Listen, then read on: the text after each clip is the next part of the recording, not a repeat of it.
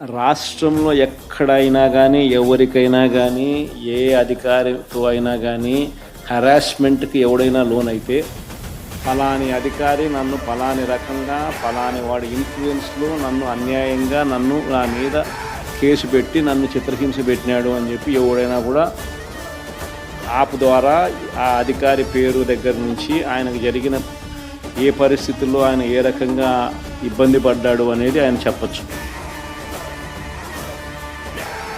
ఆయన దగ్గర ఏదైనా ఆధారాలు ఉంటే ఆ ఆధారాలు కూడా ఆయన అప్లోడ్ చేసే ఫెసిలిటీ కూడా కల్పిస్తూ ఉన్నాం. ఇంకో బటన్ నొక్కితే ఆయన కావాల్సిన ఆయన దగ్గర ఉన్న ఆధారాలు ఏదైనా ఉంటే ఆధారాలు కూడా ఆయన అప్లోడ్ చేయొచ్చు. ఆటోమేటిక్లీ ఆ కంప్లైంట్ మన డిజిటల్ లైబ్రరీలోకి వచ్చేస్తుంది. ఆ యాప్ ద్వారా మన డిజిటల్ లైబ్రరీ మన దగ్గర ఉన్న మన సర్వర్లోకి మన డిజిటల్ లైబ్రరీలోకి వచ్చేస్తుంది.